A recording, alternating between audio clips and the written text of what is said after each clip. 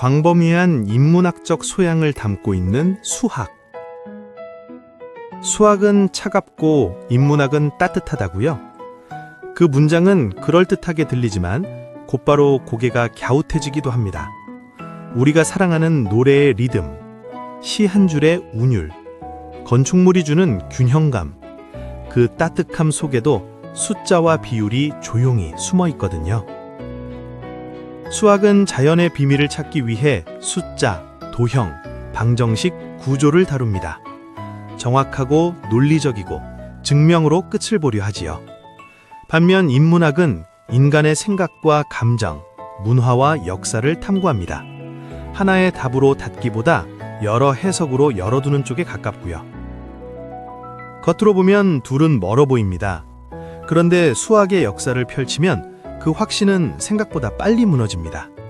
사막에서 남겨진 한 장의 파피루스가 다음 시대의 수학으로 이어지고 다시 다른 문명으로 건너가 새로운 언어를 얻습니다.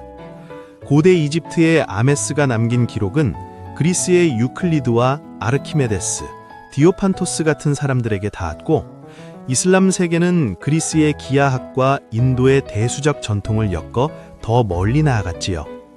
대수학의 흐름을 정리한 알콰리즈미의 저술은 라틴어로 번역되어 유럽에 전해졌고 중세 유럽 수학 발전에 지대한 영향을 미쳤습니다. 수학은 늘 이전의 수학 위에 쌓여왔습니다. 그래서 수학은 인류가 남긴 지혜의 창고이자 인문학의 보따리라 할 수 있습니다. 그리스 시대에 mathematics가 배움, 지식의 모둠 같은 뜻으로 쓰였다는 점도 흥미롭습니다. 당시 수학에는 기하뿐 아니라 역학, 천문, 광학, 음악 같은 분야까지 함께 들어 있었습니다. 지금 우리가 따로 떼어 부르는 과학들이 한때는 같은 상자 안에 담겨 있었던 셈이지요.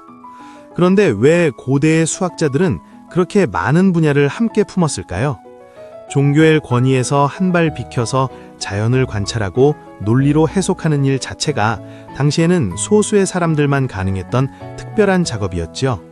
또 오늘날처럼 학문이 충분히 분화될 만큼 과학이 성숙하지도 않았습니다.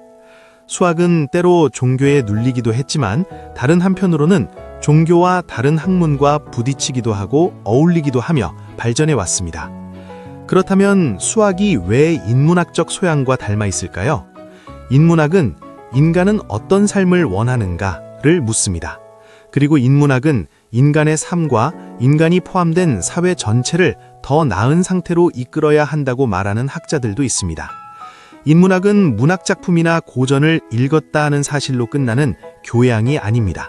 몇 권을 많이 읽고 기억해 토론한다고 해서 곧바로 인문학적 소양이 생기는 것도 아니고요.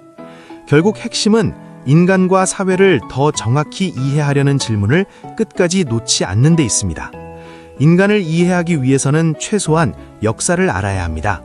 역사를 해석하려면 철학, 즉 사람들의 생각을 알아야 합니다.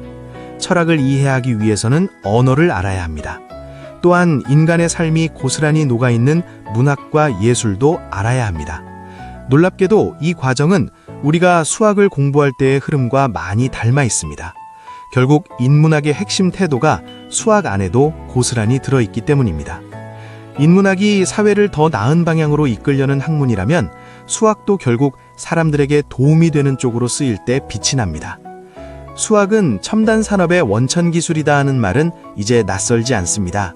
그런데 무엇이 원천이 되느냐를 결정하는 건 결국 사람의 삶입니다. 아무리 멋진 기술이라도 원하지 않는다면 기술은 그냥 전시품이 되지요. 사람들이 원하는 것이 무엇인지 알고 싶다면 인문학에게 먼저 물어야 합니다. 그리고 인문학은 다시 수학에게 묻습니다.